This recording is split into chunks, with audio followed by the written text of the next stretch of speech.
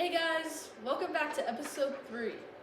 Last episode we talked about navigating friendships with non-Christians, and this episode we are going to be talking about how Jesus navigated friendships. So, first question we would like to start with was, what does Jesus redefine about friendship? I think that, Jesus considered everyone his friend.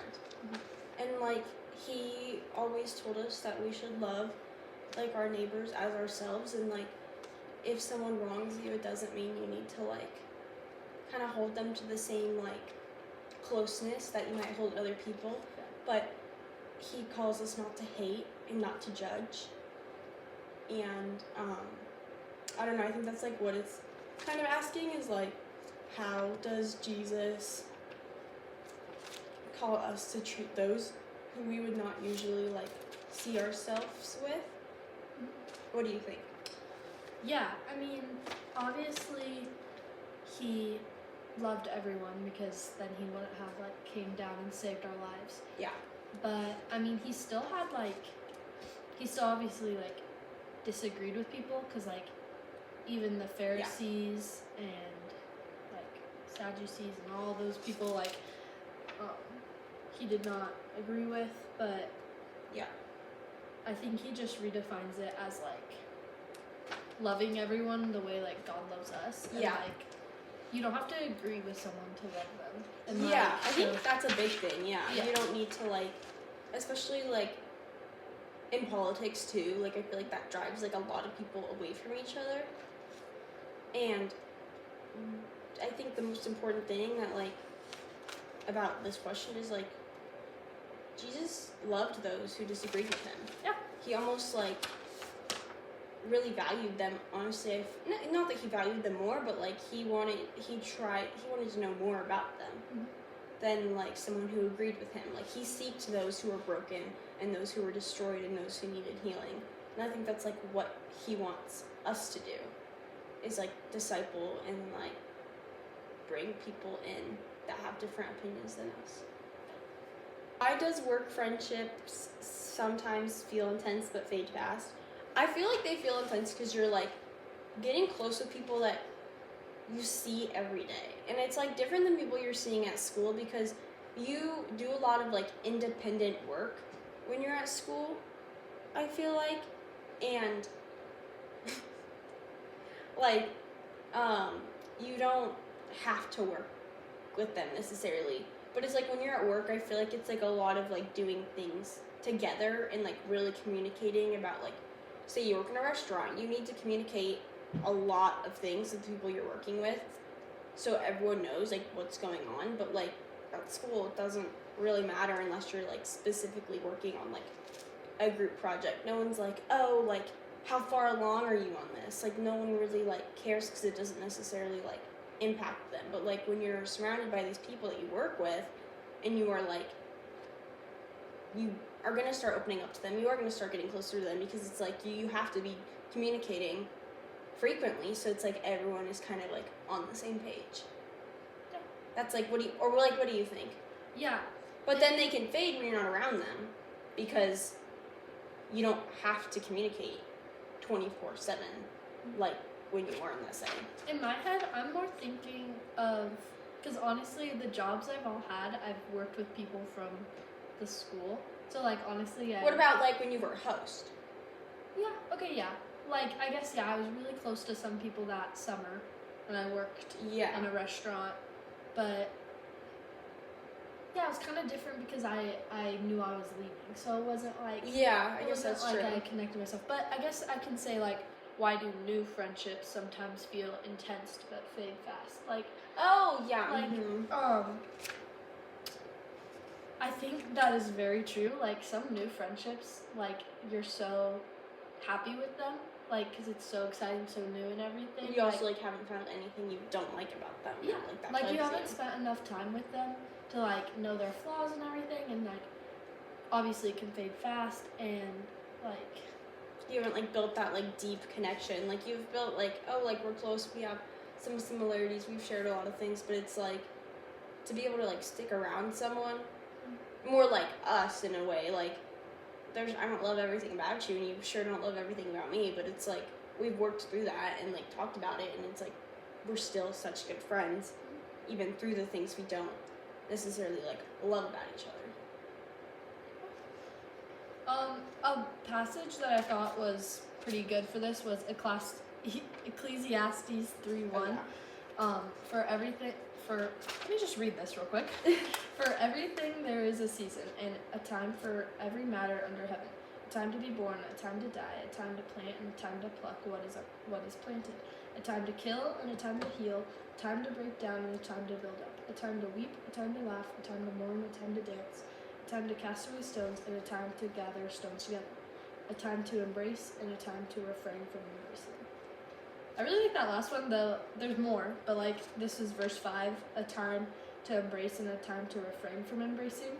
I think that some friendships God like pulls you away from them for some reasons that you might not know yet, but like I think the best thing you can do is just like embrace what he's doing, and like I mean, obviously that's the best thing you can do. It's God's plan, and like yeah, I think that like God will put certain friendships in your life for the time being while you need them, but when like it's almost like there's seasons for everything. So like say you guys are really close through a part of your life where you need it, but it's like just because you fade doesn't mean that that friendship wasn't good. Yeah. And that friendship like didn't fulfill you and didn't like do things to you and like help you through that time in your life.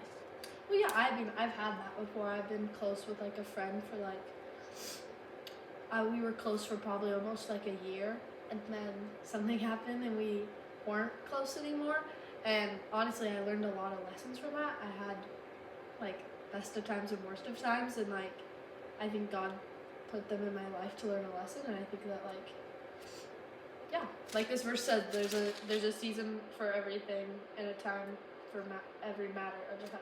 Like, yeah, and I think like every relationship in your life, whether it's a friendship or like you're dating someone, it's like that it was never a waste. Yeah. And like caring for someone is never a waste.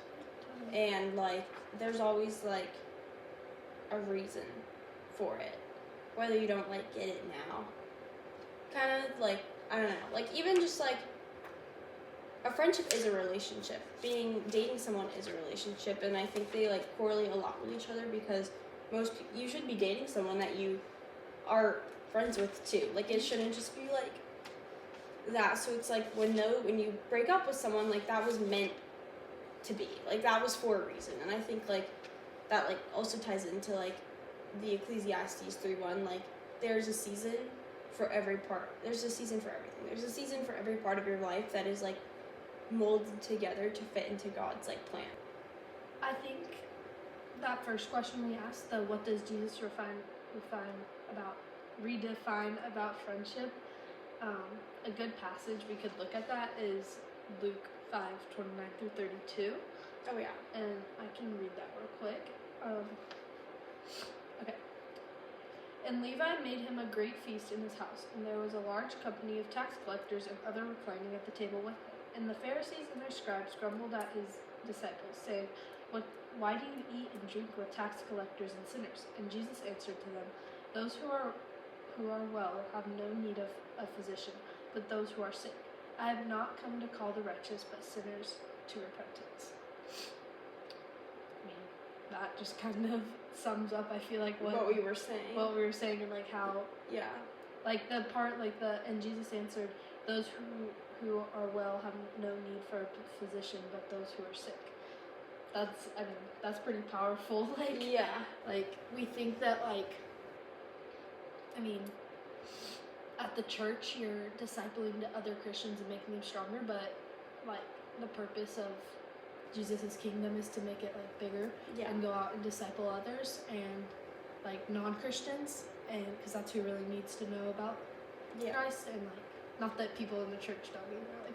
But like, it's like they kind of like when you're around it, and like obviously everyone needs to be discipled and everyone needs to know about Christ, but like I think God calls us to reach out to those who haven't heard it at all. but also like strengthen others around us. Okay. Can you be deeply loyal without daily communication? I think yes. Honestly, like, this goes hand in hand with friendships and relationships. Like, obviously, if you're dating someone, you want to be communicating with them frequently. But it's like, I think that goes hand in hand with like seeing someone every day. Like, there's gonna be seasons in your life where you're gonna see people every single day, and then there's gonna be seasons where you won't see them for a while. Yep. And it's like, that doesn't change like your friendship with them, because I feel like it's almost like the longer you have away from someone, like time, or I don't know exactly how this is said, but it's like time grows the heart stronger. Like, time makes the heart grow fonder. Yes, time makes the heart grow fonder. Yes. And I think that can go with like relationships and friendships, because I think you learn to appreciate someone's presence when they're no longer with you. Because if someone's with you all the time and you're so used to having that person be with you, but it's like you go from seeing them every day to not, like, that's a huge difference. And like, I think you can either realize how good that is for you to have that like separation and that break, or you could be like, wow, like I need this person in my life all the time. Like, I appreciate them in my life all the time. Like, it makes me miss them. Like, it can make you realize how much you do care about someone.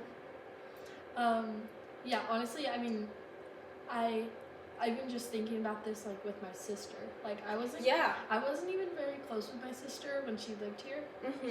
She's a couple years older than me, and like, she'd be with her friends and everything, but once she moved away, like, is honestly when we got closer. Yeah, which is so real. You literally just feel their absence. Like, you know, like, oh, that's what I'm missing. Yeah. And, like, I mean, we don't really even, like, fight anymore. Yeah. And, like, I text her all the time, which I never used to do. Yeah. And, like, I call her, and, like, it's just fun because we can actually, like relate on levels. Yeah, and maybe because I'm older now, I can relate to her more because I was younger, but, like, we're just closer now, and I think that, like, I don't talk to her daily, but yeah, I mean, I can always, like, count on her and to be there. I know she's loyal to me. Yeah. And even though we don't talk every day. And I think, like, people could be like, oh, that's just because you're family, but a lot of family is not close like that. Like, my whole family is super close, and I can relate on that level. Like, my sister doesn't live here either, but it's like we grew so much closer when we weren't living with each other, because we noticed each other's absence, and, like, we noticed how much, like, we've impacted each other's lives. And it could be what you were saying, how you've matured and, like, you have more things in common now, and that definitely does play a part in it. But it's also, like, that, like, separation and that, like, time apart can make you realize how that person, like, was, like, important to you. This kind of goes with what we were talking about earlier, but what happens when two people in a group fall out? Do they act differently in different group settings? I honestly think this has happened again to me, and I've learned that, like, you kind of, in those group settings, just kind of gotta ignore the big elephant in the room and, like, the tension, and you kind of just gotta, like,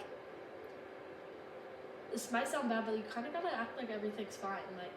Like, I mean, obviously, if you guys have already talked about why you're, like, not hanging out, or if there's a group, like, if you guys fell apart, like, it's a little bit easier because you can kind of just, like, I feel like there's a little less tension, but I don't know. What do you think?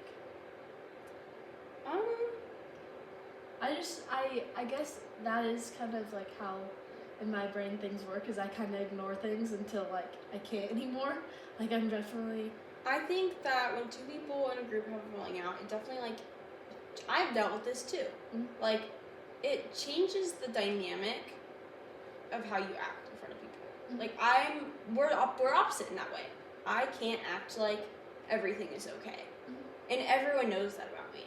Like, if I'm upset, everyone knows I'm upset. China knows I'm upset. Like, the worldwide knows I'm upset. China knows I'm upset. Yeah, but, like, everyone will know. Like, it's not, like, something I hide very well. Mm-hmm. Like, if someone doesn't know the real reason why I'm upset, I'll give them some fake BS reason why I'm upset. Mm-hmm. Which, like, isn't good either, but, like, that's how we differ, is, like, mm-hmm. I can't do that. Like, holding something in like that, does not work for me. And, like, for example, like, around prom, I had a falling out with a girl in our group, and I could not act like everything was okay. I couldn't ignore the huge elephant in the room. I couldn't ignore the hurt and the pain that I was going through. And everyone knew it. And I tried being the bigger person. I tried to settle it, and it didn't make me feel any better. So it's like, and I did act different. Like, I couldn't act like myself. Like, I was so hurt, and I was so embarrassed, and I was feeling so many different things that, like, it is hard to navigate. Honestly, I'm still kind of navigating it myself, and I think, like, as you kind of grow in yourself and you come more at peace with the given situation, then it does become easier. But I think it is hard in the beginning, at least for me. Like, no, it was very hard for me in the beginning.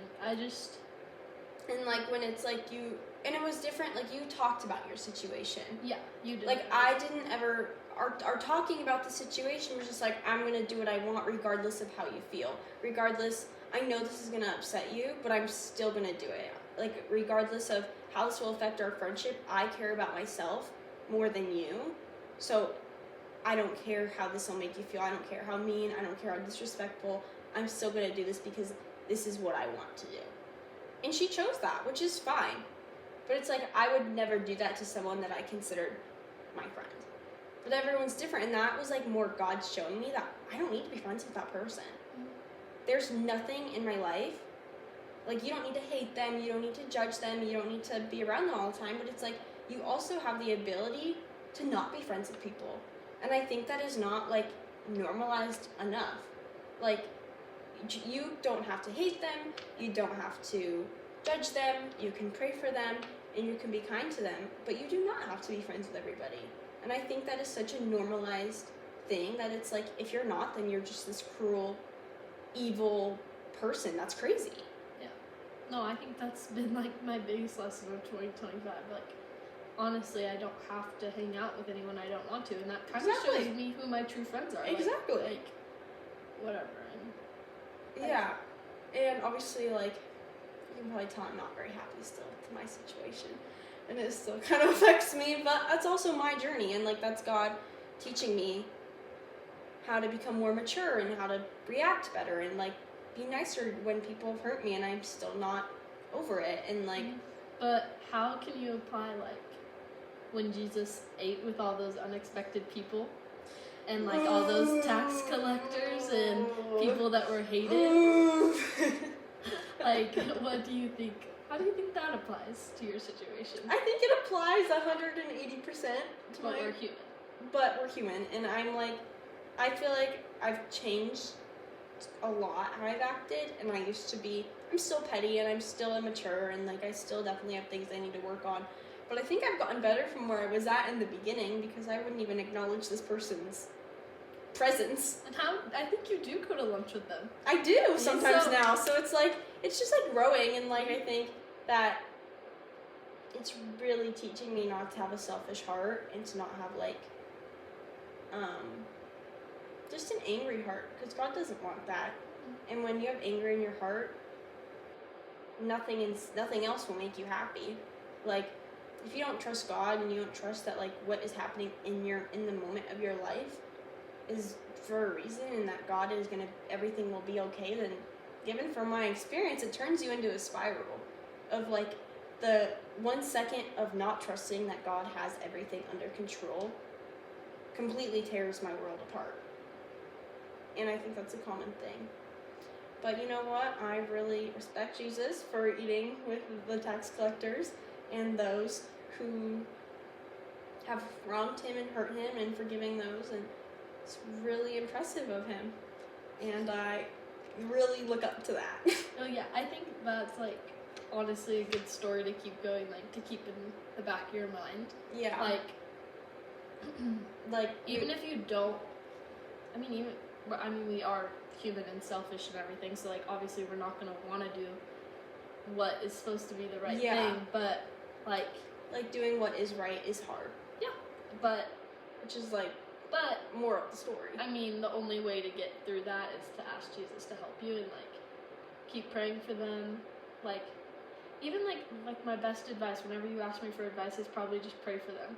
Like, I think that's just, even if I don't want to, like, that's what I always do. And, like, even if it's, like, an angry prayer. It's like it's a prayer, and like you're still going to God, and it'll end up being with the right heart at some point. Yeah. And even if it's just praying for you to have a softened heart, I feel like that's what I need the most. Yeah, I feel like that's good. Okay, thank you guys for watching our episode 3. We'll be back for more awesome lessons with Hannah and Kai later.